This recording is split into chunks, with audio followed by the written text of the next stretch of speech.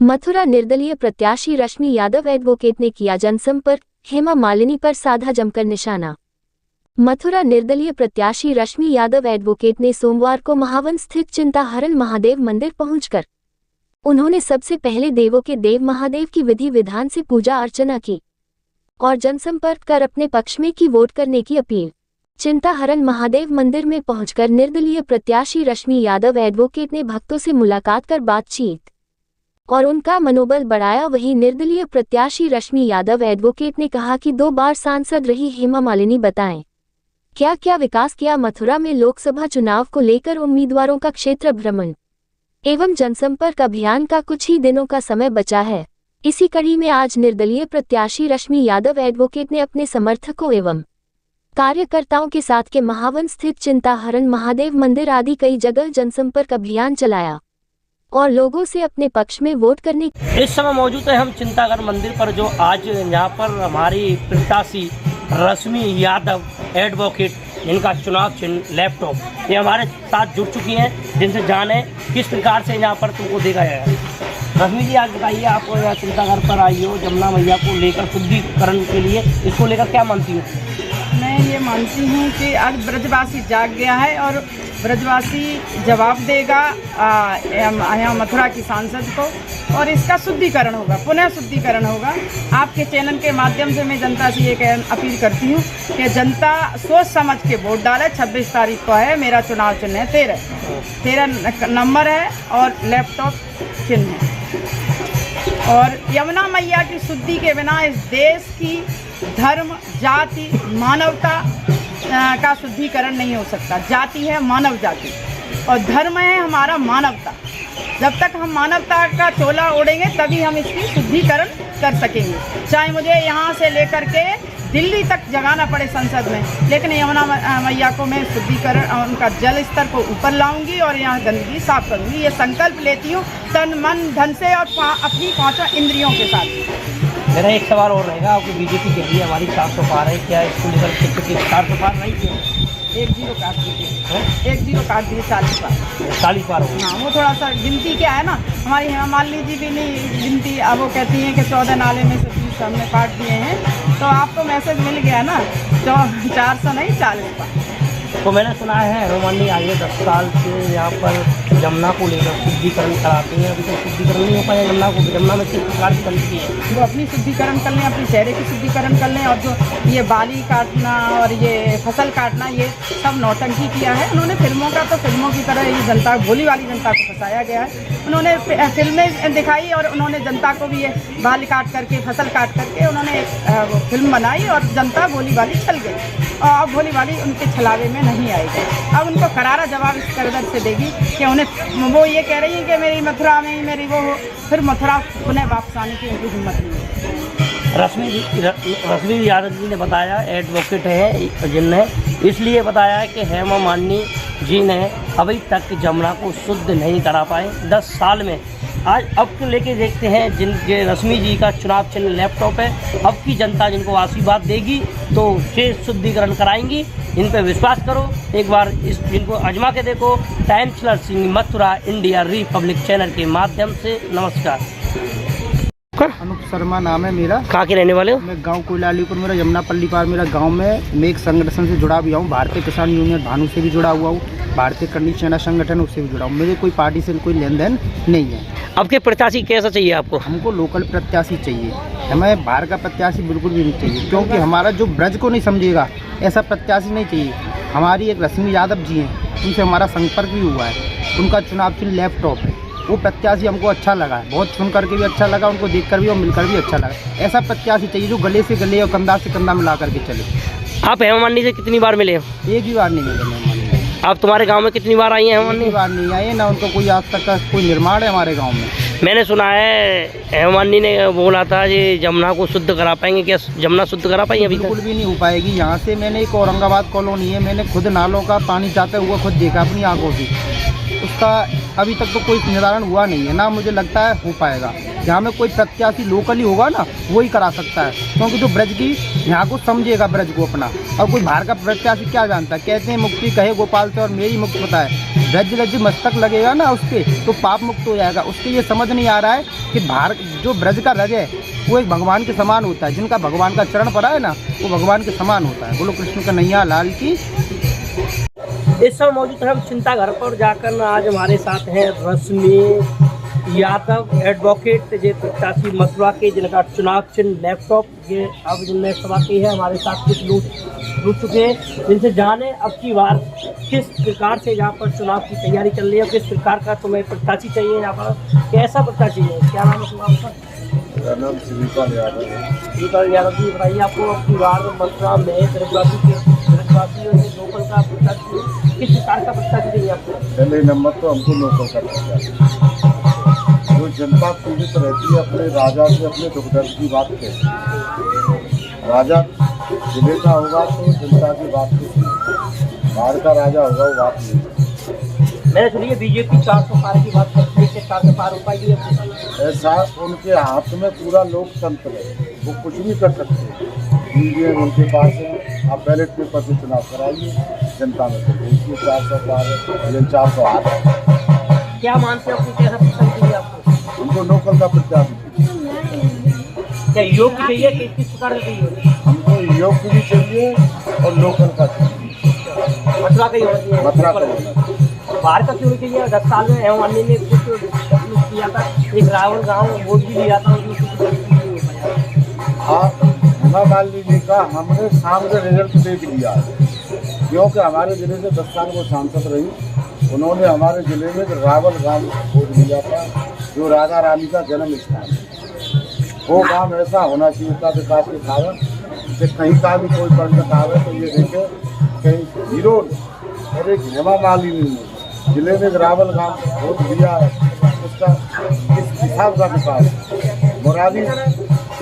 मुरारी निषाद के बच्चे वोट दिए थे, उन बच्चों को आज शिक्षा भी नहीं मिली है, सरकारी स्कूल में पढ़ रहे। हेमा मालिनी ने जब बच्चे वोट दिए थे, उनको हाई फाई स्कूल में पढ़ाने की जिम्मेदारी दी थी। हम तुम्हारी तो बच्चों को पढ़ा लिखा करके योग्य बनाते हैं। भैया ने बताया यहाँ पर जो किसी जो यहाँ पर गंदगी भी यहाँ पर मांडी अपनी नहीं चाहिए। 10 साल में कुछ पेमेंट नहीं कर पाई। 10 साल में जो रावल गाँव खोद लिया था उसमें अभी तक कुछ नहीं हुआ। हमारे साथ देखो भाई के बात करने से जो लोग कहते हैं अब की बार बीजेपी की 400 सीट पार। क्या मानते हैं 400 सीटों को पार करके क्या जनता के हाथ में फैसला होता है? क्या मोदी जी पहले कहते थे 400 पार? मोदी जी कह रहे हैं 400 पार। अगर वो इस बार 400 पार आते हैं तो पेट्रोल के दाम 400 पार, डीजल के दाम 400 पार, राशन के दाम 400 पार। इन्होंने तो कम बोला है, अगर इससे ज़्यादा बोलते तो वो सिलेंडर के दाम भी 400 पार होते हैं। तो सिलेंडर पहले जो कांग्रेस की सरकार में 450 रुपये का हम लोग समय एक 950 रुपये का सिलेंडर पाया है। इस महंगाई को लेकर क्या कहना चाहिए? अगर इनकी सरकार दोबारा आती है तो सिलेंडर के दाम 4000 पार होंगे, 400 पार नहीं 4000 पार होंगे। ये आपके 400 पार होनी चाहिए। जी बिल्कुल नहीं। जी क्या मानते हैं इसको लेकर? कैसी हवा चल रही है? क्या कुछ कहना चाहते हैं जी बीजेपी के लोग? बीजेपी के लोग जो भी कह रहे हैं इस बार पता चल जाएगा उनको चुनाव में। इस बार इनकी 40 सीटें भी नहीं आएंगी। हमारे साथ जो यहाँ के प्रत्याशी थे वो क्या कहते हैं, रश्मि यादव एडवोकेट मथुरा वृंदावन की प्रत्याशी है। तो उनका चुनाव चिन्ह लैपटॉप है, वो मेरे साथ जुड़ चुकी हैं। उनसे भी जान लूँ अब की बार मथुरा में कैसा प्रत्याशी हो, जो लोकल की भी हैं और कुछ भी ईमानदार भी हैं, जो घर वालों की गरीब लोगों की सुनती भी हैं।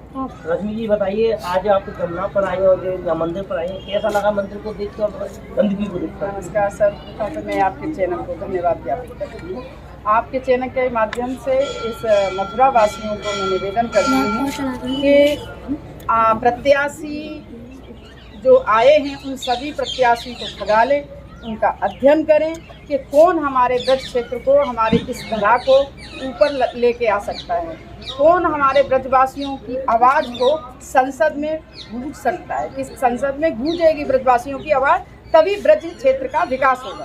बिना ब्रज क्षेत्र की आवाज़ के गूंजे विकास नहीं हो सकता। उसके लिए हमें शिक्षित प्रत्याशी भी चाहिए, समाज सेवी प्रत्याशी भी चाहिए, योगी प्रत्याशी भी चाहिए और निर्भीक प्रत्याशी भी चाहिए। निर्भीक और बिना डर और भय के, जो राजा से जनता के बारे में और जो समस्याओं के बारे में संसद में अपना रख सके। निर्भीक प्रत्याशी वही होता है, ये नहीं होता गनमैन हो गया तो निर्भीक हो गया, मेरे पे बहुत ज़्यादा करोड़ों संपत्ति है तो हो गया। जिस तरह से जब मैं 2019 में एटा क्षेत्र से निकली चुनाव के मैदान में आई थी तो आया था कि संपूर्ण ब्रज क्षेत्र में सबसे ज़्यादा पैसे वाली हेमा मालिनी, सबसे ज़्यादा शिक्षित डॉक्टर रश्मि यादव। तो निर्भीक वो होता है जो कर्म के पथ पर चल जाता है। भगवान श्री कृष्ण जी कालिया के मर्दन किया था क्योंकि वो कर्म के पथ के थे, वो मानव प्रेमी थे, वो मानव सभ्यता से जोड़ने वाले थे। ऐसे कृष्ण प्रेमी थे, पाखंडियों की कभी भी उन्होंने पाखंडियों को नहीं पनपने दिया। आज हमारी धरा पर सबसे ज़्यादा पाखंडी बढ़ रहे हैं, इसीलिए हमारे ब्रज क्षेत्र का सत्यानाश हो रहा है। अभी मेरे सामने ही यमुना मैया में आकर के गंदगी करती है। इस तरह से गंदगी लाएंगे तो हमारे यमुना मैया का क्या विकास होगा।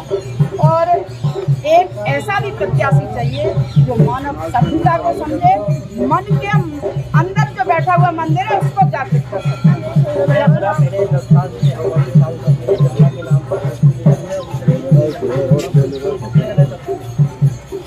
उन्होंने तो आपको मालूम ही रावल पेंडी गांव में एक कृष्ण जन्माष्टमी को एक गरीब घर बालक जन्म लिया था, उसको गोद भी लिया था।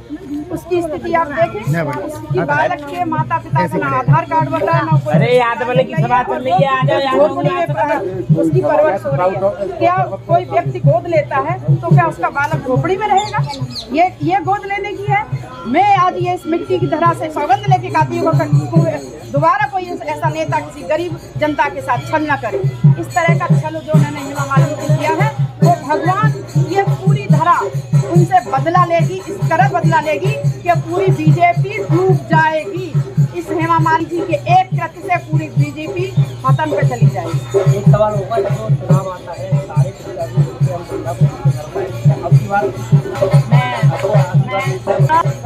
जैसे मेरे सुबह से शाम तक पानी पीता है, सबके हृदय को परिवर्तित करे माँ। मैं तन मन धन इन तीनों से सौगंध खा के गंगावती यमुना मैया की सफाई करूंगी। उसके बाद जो अप्रकट शक्ति होती है प्रत्येक व्यक्ति में होती है, वो अप्रकट शक्ति क्या रहती है? नेचर हवा, जैसे 5 तत्व से बना शरीर, पावन गगन समीरा। तो 5 तत्व जो भूमि, गगन, वायु, अग्नि और नीर, ये 5 तत्व हैं। उन 5 तत्वों के भी जो मेरे अंदर है उनको भी मैं साथियों के मेरी इंद्रियों को वह शक्ति देना कि मैं यमुना मैया का पुनरुद्धार करूं और यहाँ के विदेशी सैलानी डायरेक्ट कृष्ण से जुड़े, कृष्ण तत्व से जुड़े। कृष्ण तत्व से तभी जुड़ेंगे जब यमुना मैया से जुड़ेंगे, यमुना मैया के दर्शन करेंगे। जय रश्मि जी ने बताया जहाँ पर प्रत्याशी है मथुरा वृंदावन के, जहाँ पर आज कुछ लोगों के साथ सवाल किए हमारे साथ किस प्रकार से जहाँ पर वोट जनता से वोट मांगने के लिए तो सब लोग आते हैं, चुनाव शुद्ध कराने के लिए कोई भी अभी तक प्रत्याशी नहीं करा। 10 साल से हेमा मालिनी सांसद है, उन्होंने जमुना का नाम पर वोट लेकर और जनता को बनाते रहे। हम इस प्रकार से तुमको वोट देंगे और जमुना को शुद्ध करा पाएंगे। क्या अभी तक जमुना को शुद्ध नहीं करा पाए और इस प्रकार से नहीं। और जिनका चुनाव चिन्ह है लैपटॉप से आज योग्यता देखी जाए तो लैपटॉप का जमाना है और लैपटॉप को ही बच्चे योग्य बच्चे होते हैं वो लैपटॉप से भर पाते हैं। और कुछ लोग और हुए हम मंदिर से उनसे और जान लें क्या अगली बार कौन किस प्रकार से आपको वो वोट किसको देंगे और किसकी सरकार बनाएंगे और किस प्रकार से रहेंगे। मेरा नाम मनीष पंडित है, भारतीय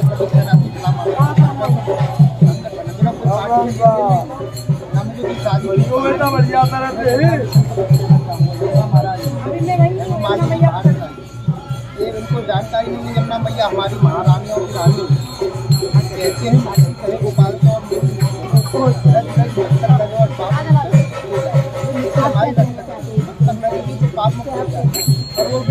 में बैठने में परेशानी है। तो ये कहेंगे कि हमारा ब्राह्मण समाज पूरा यही कहेगा कि लोकल प्रत्याशी हो और अपने ब्रज का पालन पोषण करे और बढ़िया देखभाल करे। तो अपने ब्रज का यही कहना चाहिए। हमारी रश्मि यादव जी ने इनका ना तो लैपटॉप है, डीजल इंडिया हमें चाहिए, डीजल चाहिए। आज की डेट में जो चल रहा है ना ऐसे ही चाहिए, पढ़ा लिखा इंसान चाहिए। हमें वो इंग्लिश बोलते हैं, ब्राह्मण को समझ नहीं आता है। मैंने सुना है गेहूँ काटते हैं, वीडियो वायरल हुआ है, गेहूँ काटते हैं। क्या मानते थे जब बात नहीं है नहीं काट रहे, ये कोई दिखावट की चीज़ नहीं है। हम मानेंगे, आध घंटा काट रहे, 2 मिनट के लिए हाथी ले लेंगे, ये हमारी है 10 मिनट 15 मिनट 1 घंटा कटवाओ, ये इसकी गारंटी हमारी। आध घंटा के लिए रहीम मानी के हाथ में दे दो।